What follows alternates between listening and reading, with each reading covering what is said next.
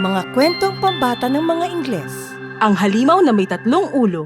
Noong unang panahon, sa isang malayong kaharian, may isang batang prinsipe na nagngangalang Edric. Mayroon siyang kakayahan na makakita ng mga espiritu, diwata at iba pang mga mahiwagang nilalang na hindi pa nakikita ng iba. At nakakausap rin niya ang mga hayop. Minsan nakikita rin siya ng hari at reyna na nagsasalita ng walang kausap. Dahilan para mag-alala sila. Masyadong nag-alala ang hari. Lalo na dahil magaling sa pakikipaglaban ng anak niya. Pero walang pakialam ang prinsipe di tulad ng hari. Edric, bakit hindi ka bumaba rito at mag-ensayo kasama ang mga kawan? Baka masiyahan ka. Hindi po, Ama. Alam niyo naman pong hindi ko gusto ang mga ganyang bagay.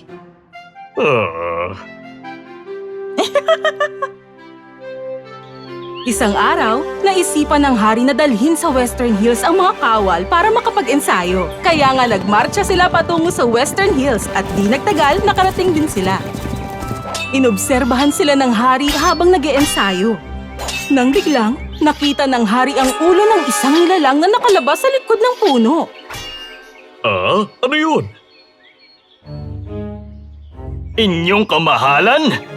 Pupunta ako ng kagubatan. Bago pa makasagot ang kapitan, tumakbo ang hari patungong gubat. Nilampasan niya ang mga puno para mahanap ang kakaibang nilalang. Nang biglang, nakita niya ang sarili na kaharap ang isang nilalang na may 3 nakakatakot na ulo. Marami na akong nasakop na malalaking kaharian. Madali lang kitang matatalo.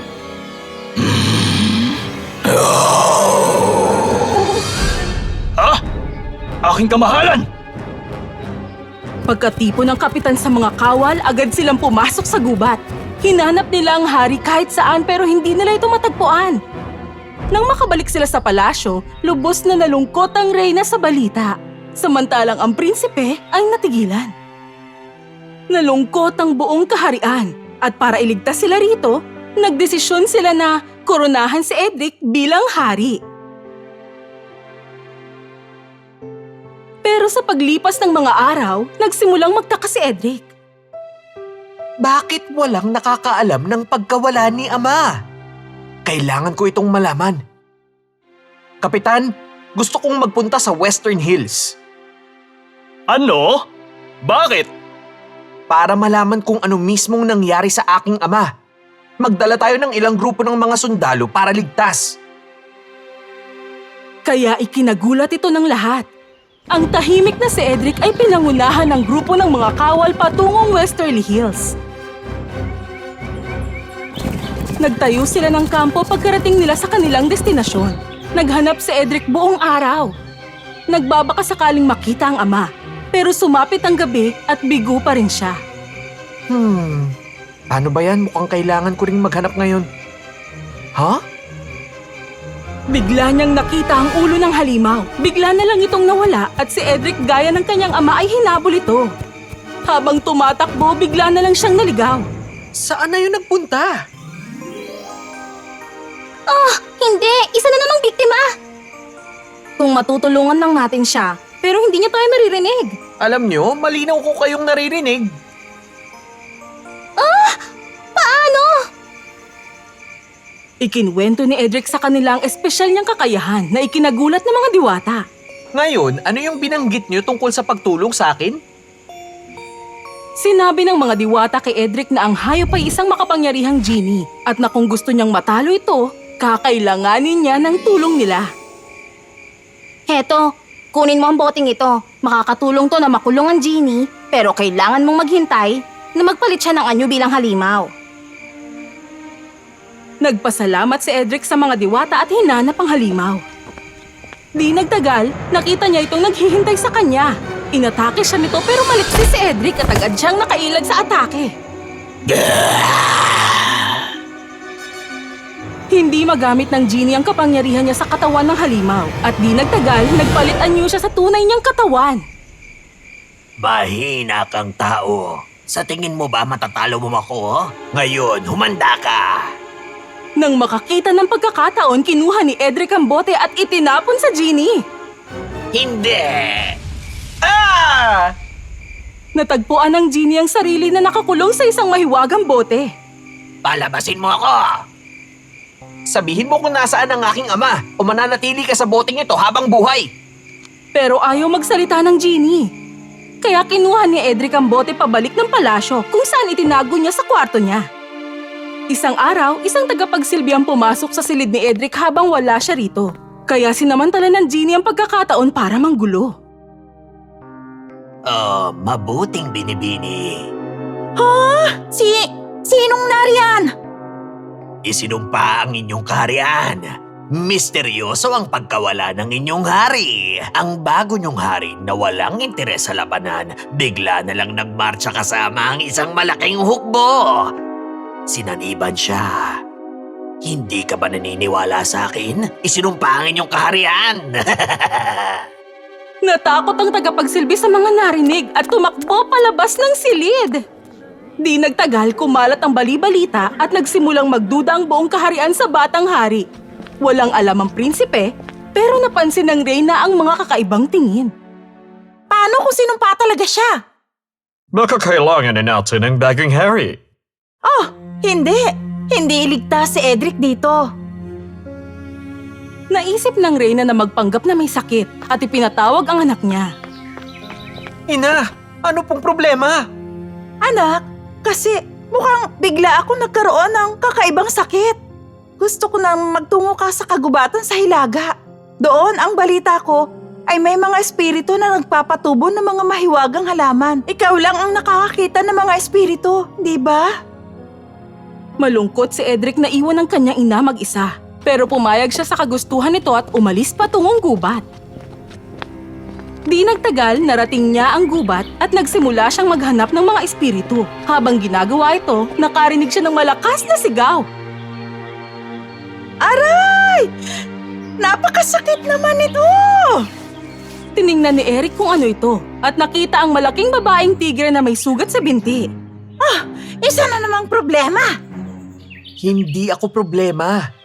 Narito ako dahil narinig kitang sumisigaw. Naiintindihan mo ako? Ipinaliwanag ni Edric ang sarili habang dahan-dahang tinitingnan ang sugat nito. Mukhang napakasakit talaga niyan. Ayos lang ba na tulungan kita? Tumango ito ng may pagdududa, kaya marahan siyang ginamot ni Edric at binendahan ang kanyang binti. Salamat, Edric. Mukhang mabuti ka namang tao. Sabihin mo, saan mo nakuha ang markang yan? Ito ba? Ikinwento ni Edric sa tigre ang lahat ng tungkol sa kanyang ama at ang gining nakaenkwentro niya. At biglang nasabik ang tigre. Siya yun! Siya ang genie na hinahanap ko. Alam mo kasi, si Prinsesa Rosabel ng Ruby Kingdom ang nagmamay-ari sa akin. Ang genie ay galing sa binuksan naming ipinagbabawal na lumang libro. Ipinaliwanag ng tigre na tanging ang prinsesa lang ang makapagpapakulong sa genie pabalik sa libro. At kaya bago pa mangyari to, siya ang ikinulong ng genie sa mahiwagang tore. Kaya talagang napakatagal na panahon ko na siyang hinahanap. Kailangan natin siyang mahuli. Kaya sumakay ang prinsipe sa likod ng tigre pabalik sa kanyang kaharian. Pumuslit siya sa loob at tahimik na kinuha ang bote na may lamang genie at umalis sa kanyang palasyo. Dinala ng tigre si Edric sa mahiwagang tore kung saan nakakulong ang prinsesa. Prinsesa! Huwag kang mag-alala. Siguradong ililigtas natin siya. Binuksan nila ang mabigat na pintuan ng tore at pumasok sa silid na nababalutan ng apoy. Hindi tayo makakaraan dito! Hindi! May ideya ako. Mga espiritu ng tubig, pakiusap, tulungan niyo kami!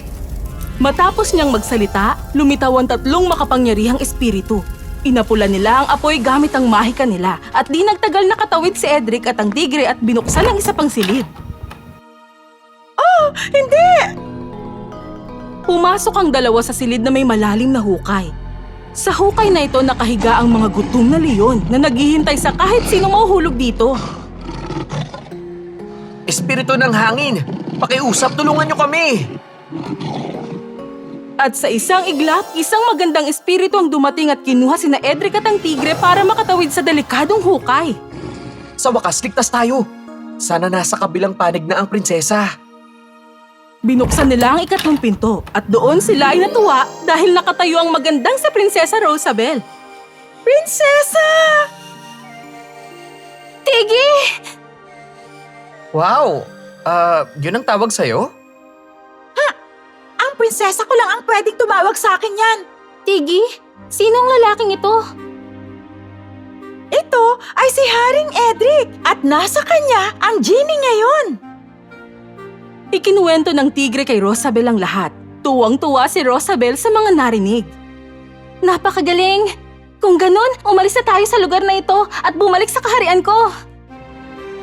Naglakbay silang tatlo patungo sa palasyo ni Rosabel at doon nakita niya ang mahiwagang libro na pinaglagyan ng genie.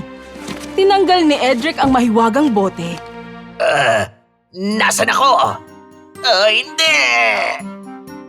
Oh, salbahing genie! Ako, ang prinsesa ng Ruby Kingdom, ay inutusan kang bumalik sa libro mo para makulong rito habang buhay! Hindi!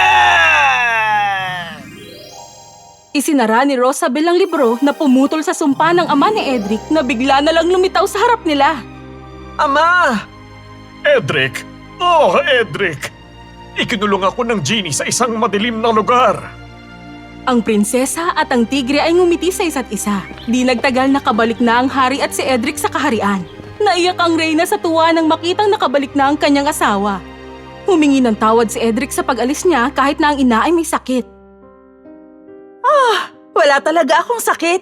Natakot ako na baka delikado para sa'yo ang kaharian. Kaya inilayo muna kita pansamantala. Nagulat ang lahat sa pagbabalik ng hari. Nagbalik na ang mahal na hari. Ganon din ang anak niyang si Edric. Anong ibig sabihin nito? Di nagtagal pinawi ng hari ang takot sa puso ng mga tao sa kaharian. Ipinaliwanag niya ang lahat ng mga nangyari. Huwag niyong pagdudahan ang aking anak dahil iniligtas niya ang buhay ko. Ganon din ang prinsesa ng Ruby Kingdom. Nagsaya ang mga tao sa magandang balita at sa huli, ang buong kaharian ay nabuhay ng masaya. Naging mabuting magkaibigan sina Edric at Rosabel at palagi silang nakikipaglaro kay Tiggy. Hoy! Sinabi ng ang prinsesa lang ang pwedeng tumawag sa akin yan. Oh, pasensya na.